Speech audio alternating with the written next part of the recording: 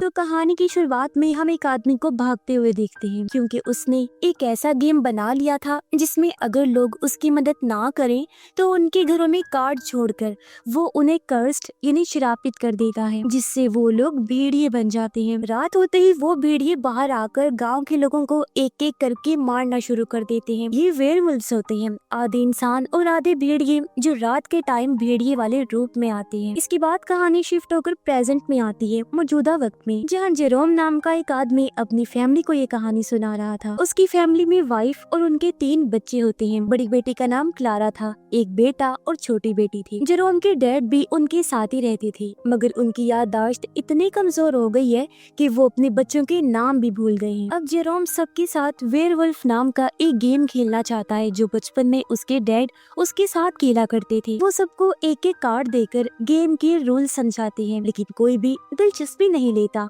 और सब अपने अपने कमरे में चले जाते हैं। तब जेरोम उदास होकर गेम बोर्ड पैक करने लगी, लेकिन जैसे वो बोर्ड को घुमाते हैं अचानक पूरा घर हिलने लगता है। सब बहुत डर गए थे, इसलिए इकट्ठा हो जाते हैं और अपनी जान बचाने के लिए जल्दी से बेसमेंट में आकर छुप जाते हैं। लेकिन अगले ही पल यहाँ की लाइट चली जाती है और सब बुरी तरह घबरा गए। इसके बाद जब वो बाहर निकले तो देखते हैं कि बाहर का नजारा पूरी तरह बदल चुका है। उन्हें समझ ही नहीं आ रही थी कि अचानक सब कुछ कैसे बदल गया। उनकी गाड़ी अपनी जगह पर नहीं थी और टेंशन वाली बात ये थी कि क्लारा कहीं गायब हो गई थी। अब सभी लोग वापस घर के अंदर जाने लगते हैं, लेकिन अब उनका घर किसी पुराने जमाने का बंगला बन चुका था। जेरोम सोचता है कि शायद शहर में कोई मेला या फेस्टिवल लगा होगा, लेकिन 30 सेकंड्स में सिर्फ कौन इतना सब कुछ डेकोरेट करके बदल सकता है। फिर सभी क्लारा को ढूंढने के लिए गांव में निकलते हैं, लेकिन ये देखकर चौंक गए कि पूरा गांव भी बदल गया है। वो सब एक बाजार में पहुंचे, जहाँ के लोग भी पुराने जमाने के लग रहे थे और इन्हें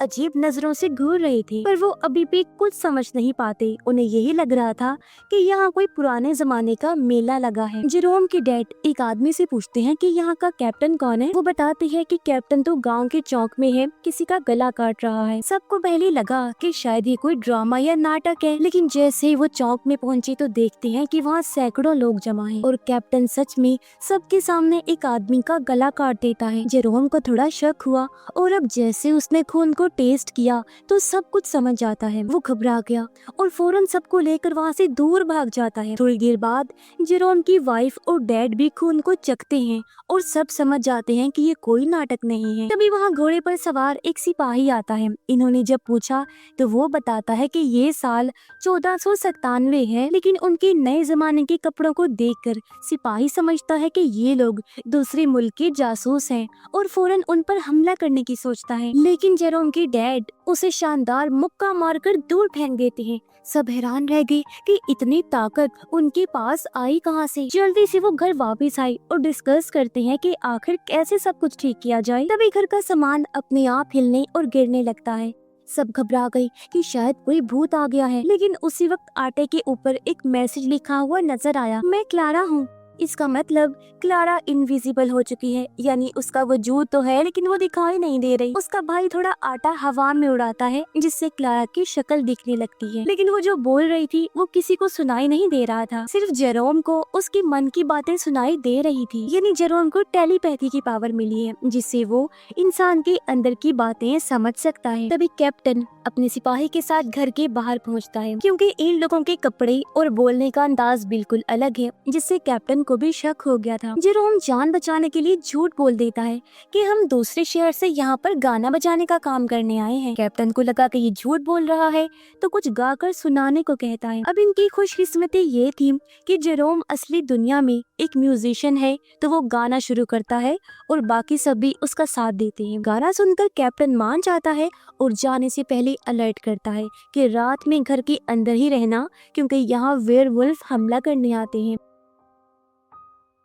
अब रात हो जाती है और सब आपस में बात करने लगी कि हम शायद इस वेयरवुल्फ गेम में फंस गए हैं और सबके अंदर कोई ना कोई पावर आ गई है। जेरोम के डैड की याददाश्त अच्छी होकर वो एक ताकतवर शिकारी बन गए हैं। क्लारा इनविजिबल हो सकती है और जेरोम को टेलीपैथी की पावर मिली है, लेकिन जेरोम की वाइफ, बेटे और छोटी बेटे की पावर्स अभी तक सामने नहीं आई। जेरोम के डैड बताते हैं कि ये गेम मुझे मेरे दादाजी की अलमारी में मिला था और मैं इसे अपने हिसाब से खेलता रहा बिना किसी रूल के। लेकिन इतना पता है कि हमें उन वेयरवुल्फ्स को मारकर ये गेम जीतना होगा। जेरोम की छोटी बेटी पूछती है, अगर मैं ही वेयरवुल्फ निकली तो तब आप मुझे मार देंगे? ये सुन सब उसे तसल्ली देते हैं कि ऐसा मत सोचो, कुछ भी नहीं होगा ऐसा। और उसे सुलाने के लिए उसके मॉम डैड गाना गाते हैं और वो सो जाती है। अब सबके सोते ही क्लारा एक लैंप लेकर बाहर निकलती है क्योंकि उसे कुछ अजीब आवाजें सुनाई दे रही थी। लेकिन थोड़ी दूर जाते ही वो देखती है कि बहुत सारे वेयरवुल्फ्स उसकी तरफ आ रहे हैं। वो फौरन लैंप बंद करके चुपचाप रहती है और वेयरवुल्फ्स बिल्कुल उसके पास आ जाते हैं, लेकिन उसके इनविजिबल होने की वजह से उसे नहीं देख पाते। फिर वो डरी हुई घर में आती है तो सब पूछते हैं क्या हुआ। क्लारा कुछ बोलती नहीं, बस सोचने लगती है और जेरोम उसकी बातें समझ लेता है और सबको बताता है कि बहुत सारे वेयरवुल्फ्स हमारी तरफ बढ़ रहे हैं, हमें कुछ करना होगा वरना सब मारे जाएंगे। इसी बीच उन्हें पता चलता है कि जेरोम की छोटी बेटी घर में नहीं है तो सब उसे ढूंढने लगते हैं। तभी वो खुद ही अंदर आई और कहती है, मैं तो इधर ही थी, गुम तो नहीं हुई थी। और सबको शक होता है कि वो भी एक वेयरवुल्फ है। और तभी बाहर से वेयरवुल्फ की आवाज आते ही वो सच में एक वेयरवुल्फ में बदल जाती है। सब डर जाते हैं, लेकिन जेरोम के डैड उसे काबू कर लेते हैं और सब मिलकर उसे बांध देते हैं। अगली सुबह जब हुई तो वो फिर से इंसानी रूप में होती है। लेकिन अब टेंशन की बात सिर्फ यही नहीं बल्कि इस गेम को किसी भी हाल में जीतना जरूरी हो गया था, जिसके बाद सब लोग इस गाँव के लोगों की तरह कपड़े पहनकर बाहर निकलते हैं ताकि किसी को शक ना हो। फिर सब अलग अलग काम पर लगते हैं, जिसमें क्लारा और उसका भाई खाना लेने जाते हैं। तो जेरोम और उसकी वाइफ निकलते हैं उस जादूगर से मिलने जिसे जादू करने पर जेल में डाल दिया गया था। क्लारा के भाई को याद आया कि जब हम अपने जमाने में खेल रहे थे तो मेरे पास जो कार्ड था उसमें मैं चोर था और अभी तक उसकी पावर भी एक्टिवेट नहीं हुई थी। इसीलिए वो क्लारा को छोड़कर एक लोहार की दुकान में जाता है और उसका ब्रेसलेट चुरा लेता है। पर लोहार को पता चलते ही वो उसके पीछे पड़ गया, लेकिन क्लारा का भाई उसे चकमा देकर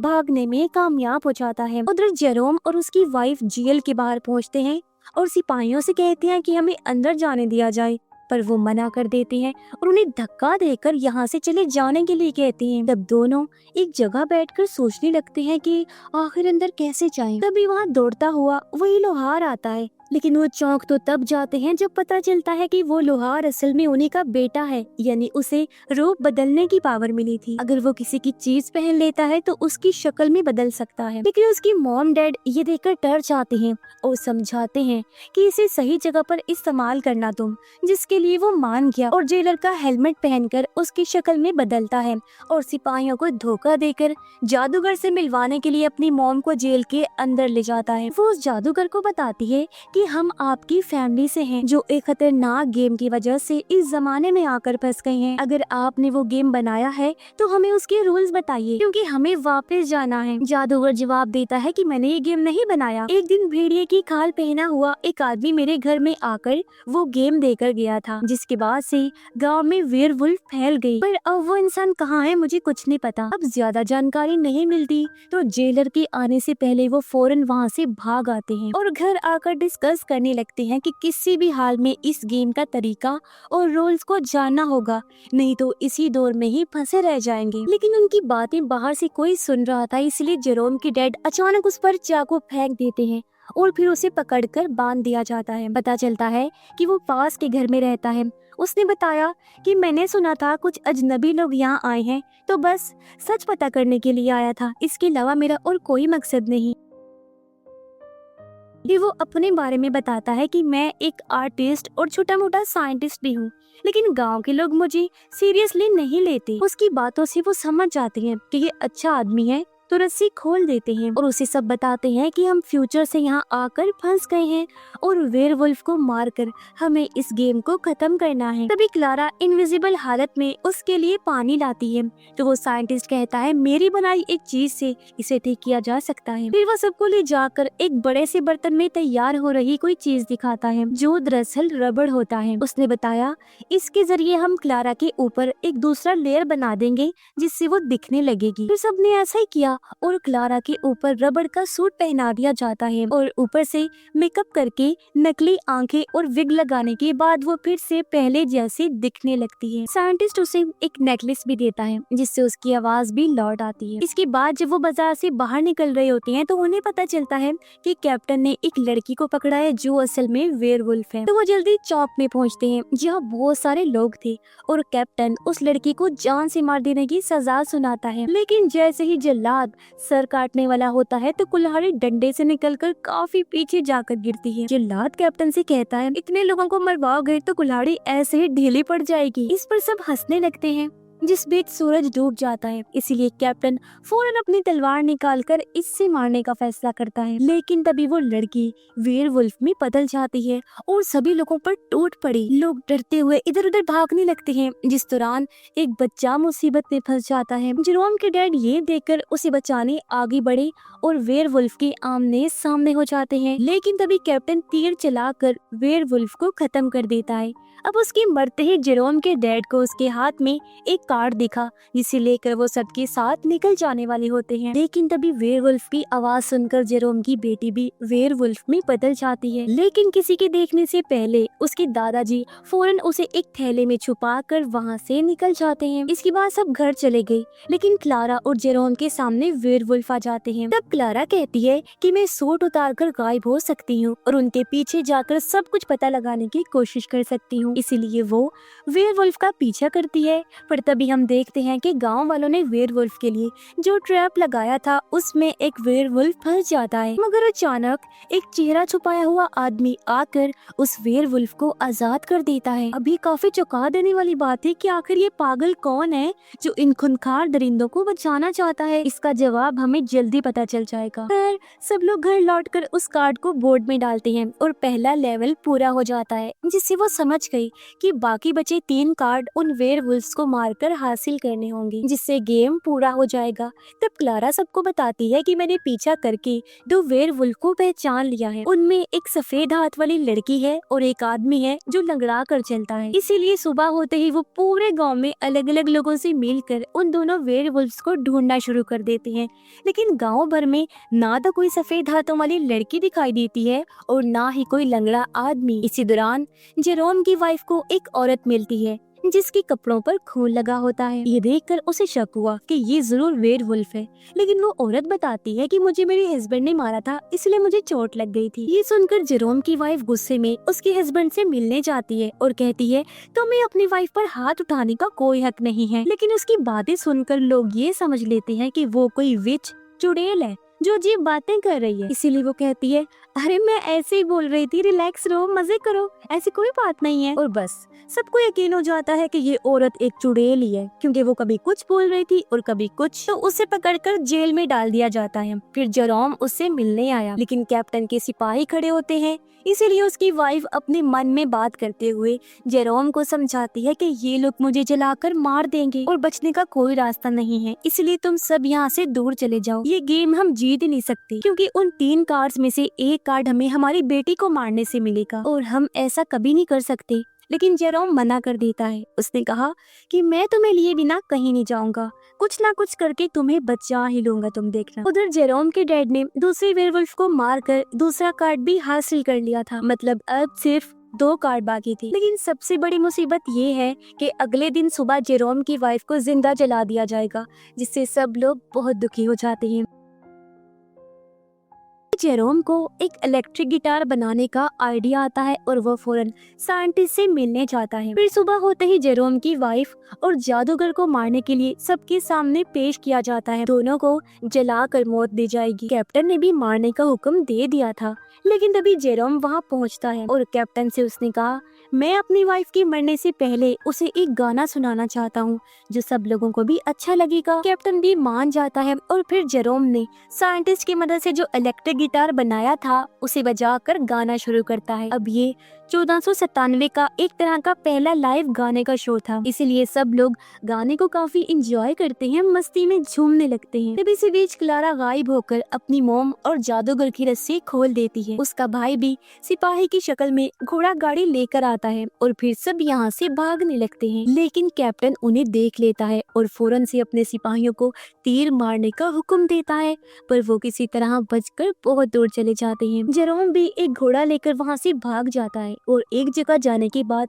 सब मिलकर बहुत खुश होते हैं। तभी यहाँ साइंटिस्ट आकर बताता है कि सिपाही तुम्हें हर जगह ढूंढ रहे होंगे, इसीलिए तुम्हें चर्च में जाकर छुपना होगा। वहाँ मैंने एक खुफिया सुरंग बना रखी है जिसमें कोड डालते ही वो तुम्हें दिख जाए। सभी लोग चर्च पहुँचते हैं और दरवाजा बंद करके मशाल जला लेते हैं। फिर सब मिलकर सुरंग का कोड सोचने लगते हैं और जेरोम की बेटी के कानों में हेडफोन लगा देती हैं ताकि वो कोई वेयरवुल्फ की आवाज ना सुने, और सुरंग खोलने के लिए कोड भी डाल देते हैं। लेकिन तभी तीसरा वेयरवुल्फ उन पर हमला करने आ जाता है। सब डर गए कि कैसे इसे खत्म करेंगे, क्योंकि इसी को मार कर ही उन्हें तीसरा कार्ड मिलेगा। और तब जेरोम का बेटा, उसकी डैड और वाइफ सामने आते हैं और अपनी अपनी पावर्स का इस्तेमाल करके वेयरवुल्फ के साथ लड़ने लगते हैं, लेकिन वो बहुत ताकतवर है जिसे काबू करना बहुत मुश्किल हो रहा था। उसी वक्त कैप्टन भी वहाँ पहुँचता है तो सबको लगता है कि वो हमारी मदद करेगा, लेकिन कहानी एकदम से घूम गई।